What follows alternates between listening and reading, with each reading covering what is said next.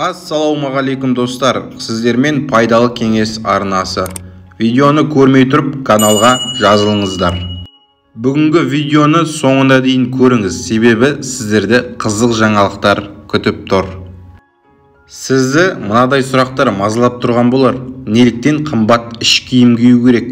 Оны айтатын боламын. Сіз қандай іш киім киіп жүрсіз? Гардеробыңызда оның саны қанша? Іш киім сырт көзге көрінбегенімен, ол адамның психологиясында да, сыртқы келбетіне де қалай әсер ететінін білесіз бе? Арнайы мамандар былай дейді. Психологтар былай дейді: іш киім киімнің бір түрі, оны да үнемі жаңартып отыру керек.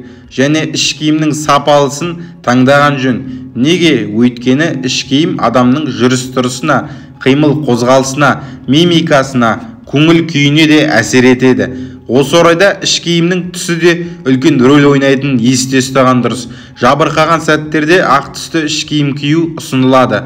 Махаббатта жолы болмай жүргендерге психологтар ең бірінші өзіңізді сүйе біліңіз деп кеңес береді. Ал өзін жақсы көрудің бір тәсілі іш киіммен байланысты. Сондықтан да отбасылық дағдарыс кезінде, жанға жара салынғанда, көңіл күй болмағанда, ажырасу процесінен соң әйел ең бірінші іш киімін жаңалауы қажет. Ашық түсті, матасы сапалы, қымбат іш киім адамның өзін-өзі сүюінің алғы шарты болып саналады. Іш киім жөнінде продюсерлердің де айтары бар. Сыртқы киіміңіз көнетөз болса да, іш киіміңіз жаңа болсын. Сыртқа көрінбегенімен сәнді іш киім әйелді әдемі етеді. Ал қымбат іш киім оған сенімділік береді. Бұған продюсерлер кино түсіру барысында талай рет көз жеткізген. Әсіресе аристократ басшы әйелдің рөлін сомдайтын актрисаларға неғұрлым сәнді іш киім кигізгенде, олар өз рөлдерін асқан шеберлікпен ойнаған. 1939 жылы көрермен қауымға жол тартқан «Унесенный ветром» фильміндегі Скарлеттің рөлін ойнау үшін 1400 қыз кастингке қатысады. Оның 400-і кастингтен өтіп, рөлді сомдап көру сынағына жіберіледі. Сол 400 қыздың ішінен таңдалып алынған ең үздік актрисаның өзі кейбір эпизодтарда режиссердің ойынан шықпайды. Актрисаның киімдерін, шаш үлгісін өзгерткенімен, актрисаның әртістік шеберлігі өзгере қоймайды. Бір күні продюсер Дэвид Селзник Скарлетке сәнді іш киім кигізуді ұсынады. Іш киім көрерменге бәрібір көрінбейді ғой. Ол актрисаның эмоциясына да, эпизодты жоғары дәрежеде ойнауына да қалай көмектеседі деп қарсы болғандарды тыңдамай, продюсер айтқанынан қайтпай отырып алады. Сенесіз бе, продюсер қателеспеген екен.